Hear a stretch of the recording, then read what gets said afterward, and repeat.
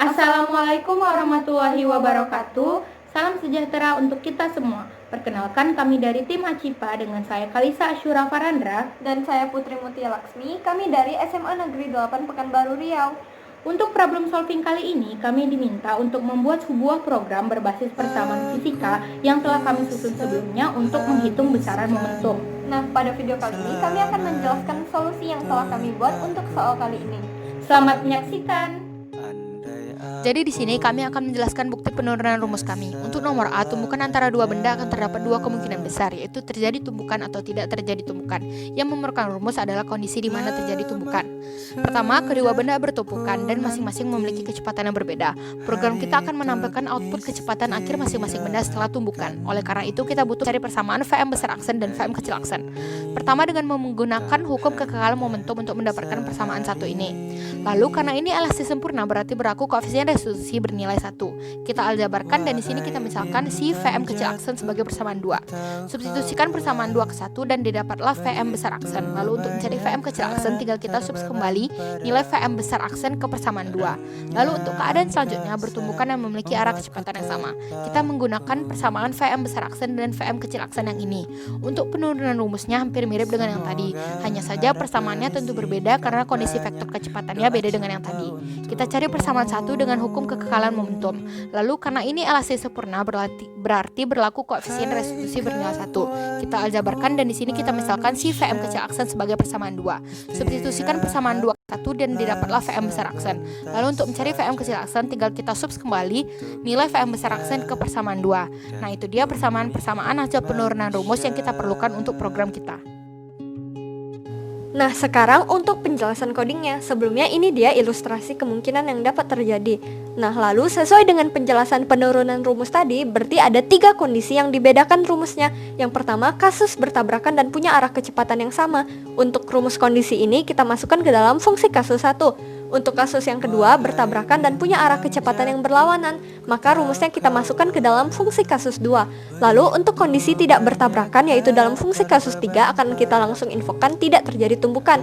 Setelah itu, dengan prinsip if kita akan memasukkan syarat-syarat baik terjadi maupun tidak terjadi.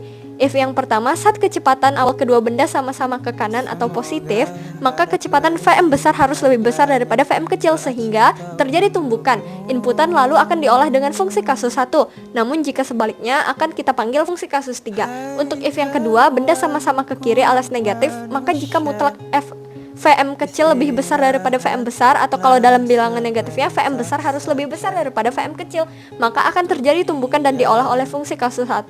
Namun jika tidak, akan kita panggil fungsi kasus 3. Lalu untuk yang berlawanan arah, Vm besar harus yang positif dan Vm kecil harus yang negatif, maka akan diolah oleh fungsi kasus 2. Dan selain yang sudah disebutkan syaratnya, maka akan langsung kita simpulkan bahwa tidak akan ada tumbukan yang terjadi alias kasus 3.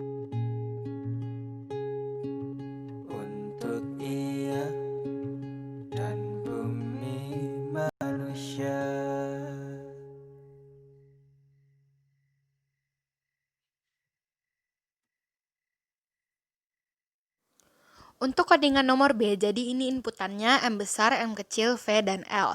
Nah, untuk variabel bantuan, U ini adalah kecepatan si M kecil. Lalu dipanggil tumbukan 1. Maka kita akan pergi ke fungsi tumbukan 1 dan di dalam sini kecepatan mulai dihitung. Nah, untuk N++ ini bantuan awalnya dari si N sama dengan 0. Jadi sesudah tumbukan 1 akan mencatat 1 dan seterusnya. Dan jika kecepatan kedua benda setelah tumbukan tidak 0, akan dilanjutkan ke tumbukan 2, 3, dan seterusnya hingga kita mendapatkan kecepatan setelah tumbukan adalah 0. Dan di dalam tumbukan 2, 3 dicarilah waktunya dengan awal waktunya waktu 0 ditambah setiap waktu dalam tumbukan. Di sini ada N2++ karena menghitung tumbukan antara M kecil dengan dinding dan M besar lagi, jadi ada 2 kali, maka ditambah 2. Dan jika didapat kecepatan tidak 0 lagi, maka kita akan menghitung jarak M besar ke dinding dengan dimutlakkan.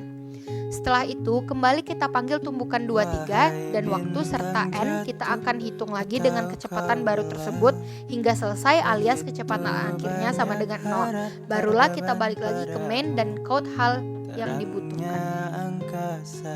Membuatku terpaku.